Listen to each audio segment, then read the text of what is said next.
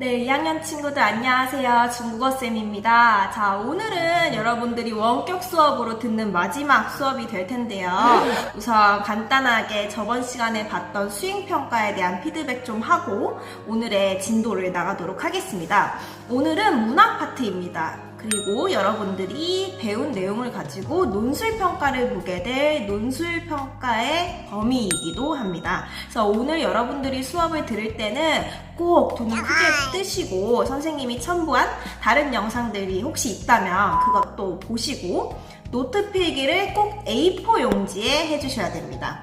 A4 용지에 필기를 하셔서 그걸 가지고 오면 우리는 그걸 보면서 논술평가를 볼 거예요. 만약 여러분들이 적은 게 없다, 나는 A4 용지를 잃어버렸다 하면 여러분들이 암기한 내용을 써야 되기 때문에 좀 어려울 수가 있습니다.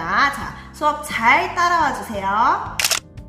네, 우선 오늘의 학습 목차입니다. 첫 번째로 읽기평가 피드백을 잠깐 줄 거예요. 선생님이 여러분들이 읽기평가로 봤었던 문제 1, 2, 3에 대한 발음을 정확하게 알려드리도록 하겠습니다.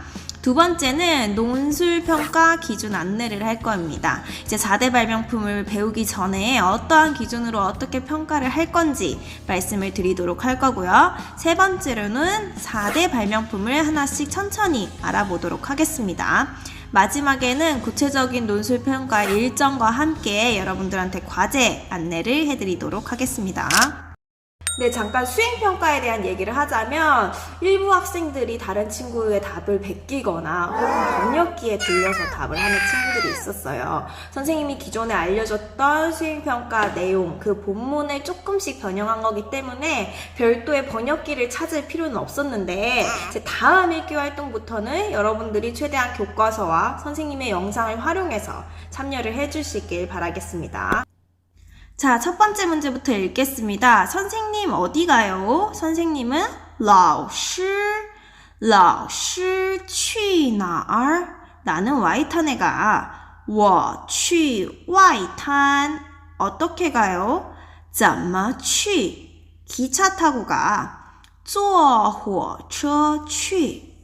기차는 火车입니다. 자, 두 번째 거 읽겠습니다. 그녀는 어디 가나요? 她去哪儿? 그녀는 천안문에 가. 她去天安门. 어떻게 가요? 怎么去? 버스 타고 가. 坐公交车去. 자, 여기서 그녀는 타라는 거 기억해 주시고 발음해 주세요. 너 어디 가? 你去哪儿? 나는 동방명주에 가. 我去东方明珠. 어떻게 가? 怎么去? 자전거 타고 가. 骑自行车去. 여기서 두 다리를 벌려서 타는 것은 자전거이기 때문에 坐 대신에 骑라는 동사를 쓴 게 포인트입니다.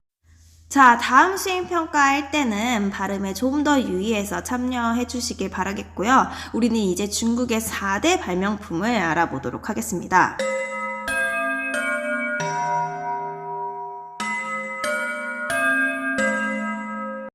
중국은 고대 과학 분야에서 압도적인 선두를 달렸지만 수세기 동안 과학은 정체기를 맞았다고 하는데요.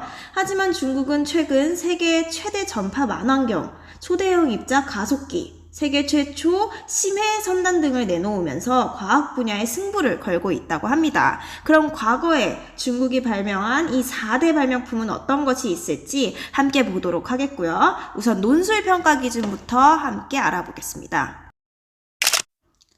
자, 우선 논술평가의 기준은 30점 만점이고요. 여러분들이 우선 이번 시간을 통해서 학습을 해야 되는 부분은 중국의 발명품이 인류에 공헌한 점을 생각해보고 또 시대를 앞서간 우리나라의 발명품은 어떠한 것이 있을지를 고민해보고 자료를 조사하는 것이 오늘의 학습 포인트입니다. 평가 요소는요. 1번 한번 볼게요. 문장이 논리적이며 분량이 충분한가? 보통은 500자였지만 이번에는 선생님이 400자로 줄여보았고요. 두 번째는 한어병음 혹은 간체자로 중국 4대 발명품의 명칭을 정확하게 제시하였는가. 선생님이 이번 수업을 통해서 한어병음과 간체자를 모두 다 제시를 할 거예요. 여러분들은 그거를 A4 용지에 잘 필기를 해놨다가 수행평가를 볼 때 그 오픈북 자료들을 보고 쓰면 되는 거기 때문에 어렵지 않을 거란 생각이 들고요. 세 번째, 4대 발명품의 유래를 서술하였는가. 선생님도 설명을 해줄 거고 다음 시간에 등교 계약하면 영상으로도 보여줄 거입니다. 4번, 4대 발명품이 인류에 공헌한 점과 용도를 서술하였는가. 당연히 포함돼야 되는 내용이겠죠. 이건 역시 이번 시간과 다음 시간 수업을 통해서 알려드리도록 하겠고, 여러분들이 선생님이 굳이 받아 써라 하지 않아도 중요한 부분이고 논술에 포함되어야 되겠다라고 생각이 들면 여러분 스스로 노트 필기에 적어주셔야 됩니다. 5번, 시대를 앞서간 우리나라의 발명품을 소개하였는가. 오늘의 과제이기도 하는데요. 여러분들이 인터넷을 활용해서 우리나라의 발명품은 또 어떤 게 있는지 조사를 해서 A4 용지에 적어주시고요. 그 적은 것들을 토대로 논술 평가를 보도록 하겠습니다. 따라서 오늘은 A4 용지 한 장 꼭 가져오셔야 되고 혹은 공책이라도 적어서 중요한 부분을 필기를 해서 등교 계약하면 그 종이를 꼭 가져오셔야 합니다. 네, 이제 첫 번째 4대 발명품부터 알아보도록 하겠습니다. 첫 번째 4대 발명품은 여기 그림에도 보시는 것처럼 종이입니다. 종이. 우리가 너무 일상 속에서 많이 쓰는 이런 종이들인데요. 종이는 중국어로 纸라고 합니다. 여러분 한어병음이나 간체자 필기해 놓으셔야 되는 거 아시죠? 자, 필기해 주시고요. 이 纸, 종이의 유래에 대해서 한번 알아볼 텐데요. 고대에는 우선 그 종이가 있기 전에는 여러분들이 생각하는 거북이 등껍질 혹은 대나무, 비단 이런 데 글씨를 썼었는데 비단도 너무 비싸고 소의 등껍질이나 대나무 이런 것들은 또 운반, 이동을 하기에 너무 무겁잖아요. 그래서 이거를 어떻게 할까 고민을 하다가 채륜이라는 사람이 발명한 것입니다. 채륜이 발명한 종이는 처음부터 종이의 목적으로 만들어진 건 아니고 포장지의 목적으로 만들어졌다고 하는데 점차 기술을 발전시키고 연구를 하다가 종이에 글을 쓸 수 있는 이런 종이로 만들었다고 해요. 이 종이 같은 경우는 식물 성분으로 만들어져 있어서 값도 싸고 또 대량 생산도 가능하다는 장점이 있었다고 하는데요. 시방시대 때는 우리나라를 거쳐서 이제 일본에 전달을 하게 됐고 8세기 중엽 때 아랍을 거쳐서 12세기에 돼서야 유럽에게 전파가 된 발명품이라고 합니다. 네, 두 번째는 화약입니다. 여러분들 선생님이 예전에 중국의 춘절 문화에서 불꽃놀이 팍팍 터지는 영상을 보여준 적이 있었죠. 이렇게 중국은 화약이 발달을 했고 또 발명 역시 중국에서 했다고 하는데요. 화약의 중국어 발음은 火药입니다. 자, 火药. 자, 이 화약의 특징에 대해서 얘기를 해드리자고 하면 화약 역시 처음부터 화약을 만들려고 발명을 한 게 아니라 불로장생약을 만들려고 하다가 만들게 된 거라고 해요. 위진시대 때 이 불로장생약을 만들려고 했는데 불로장생약이라고 하면 늙지 않고 오래 살고 장수하는 그런 약을 만들려고 유황, 숯, 그리고 초석을 가지고 막 배합을 해서 만들다 보니까 우연히 폭발물을 만들어 버리게 된 거예요. 그래서 이것들을 물론 우연히 발명을 하게 되었지만 이때다 싶어서 이제 당송시대에 들어가게 된 후에는 이런 재료들의 배합률을 계산을 해서 훌륭한 군사 병기들을 만드는 데 자주 쓰였다고 합니다. 자, 이제 나침반에 대해서 얘기를 해볼 텐데요. 나침반의 중국어 발음은 指南针입니다. 指南针. 선생님이 간단하게 한번 풀이를 해보면 指는 가리키다, 이쪽 이렇게 가리키는 것을 의미하고요. 남쪽, 전 바늘을 의미합니다.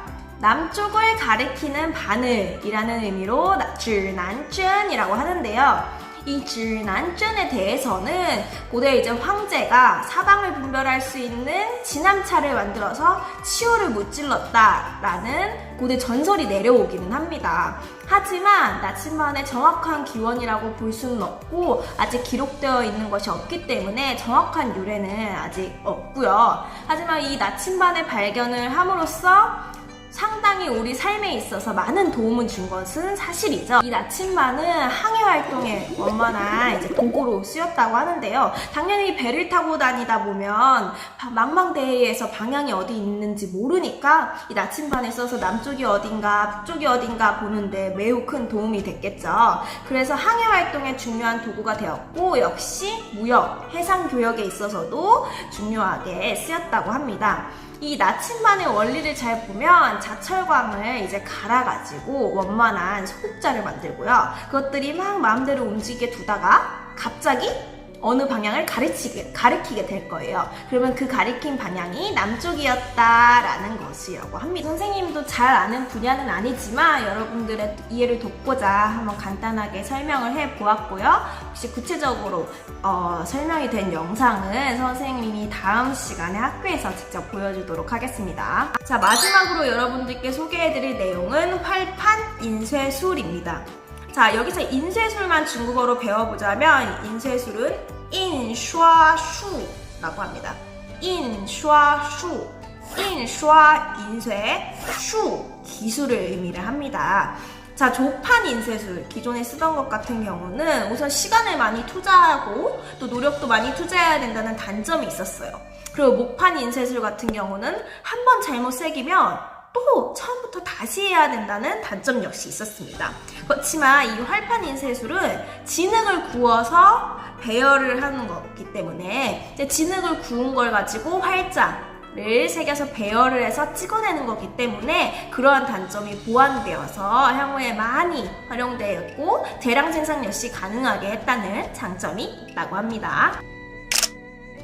네, 어떠셨나요, 여러분? 아무래도 중국 문화고 선생님이 조금은 강의식으로 진행을 해서 여러분들이 좀 지루하지 않았을까 걱정도 되는데요. 그래서 오늘 배운 내용과 관련된 영상들은 다음 시간에 여러분들이 등교 계약했을 때 선생님이 교실에서 보여주도록 하겠고요. 여러분들이 꼭 까먹지 말아야 할 것은 노트 필기한 A4 용지 꼭 가져와 주셔야 되고요. 여러분의 노트 필기한 것들 가지고 논술평가를 보는 거기 때문에 안 가져오면 여러분 손해입니다. 자, 그래서 여러분들이 오면 바로 논술평가를 실시하느냐? 그건 아니고요. 여러분들이 1차적으로 선생님이랑 같이 영상을 보고 선생님이 간단하게 설명을 해주는 시간을 가질 거고요. 두 번째 시간대 바로 여러분들이 노트 필기한 것을 가지고 논술평가를 실시하도록 하겠습니다. 네, 오늘은 다른 과제가 없는 대신에 여러분들이 자료 조사를 해야 될 게 있습니다. 바로 여러분들이 조사를 해서 여러분들의 A4 용지, 노트 필기한 A4 용지에 적어서 오는 것인데요. 그 내용은 네이버 폼에 간단하게 요약을 해서 제출해 주셔야 됩니다. 어떠한 것을 제출해 줘야 하냐면 시대를 앞서 나간 우리나라, 한국의 발명품을 하나 조사를 하셔야 되고요. 이것은 아까 평가 기준에 봤듯이 논술 평가 기준에 들어가는 거기 때문에 여러분의 수행평가 준비를 미리 한다고 생각하시면 될 것 같습니다. 네이버 폼으로 작성을 해주시고 절대 다른 친구 거 베끼지 마시고요. 여러분들이 성실하게 조사를 해서 요약을 해가지고 네이버 폼으로 제출해 주시면 오늘 학습 과제는 도달할 것 같습니다. 네, 선생님이 준비한 수업은 여기까지이고요. 여러분 원격 수업 듣는 동안 너무 고생 많았어요. 이제 우리 학교에서 웃는 얼굴로 만났으면 좋겠고 수행평가 준비도 잘 해오시길 바라겠습니다. 그러면 우리 남은 시간 동안 건강하게 잘 있다가 학교에서 웃는 모습으로 만나도록 할게요. 안녕.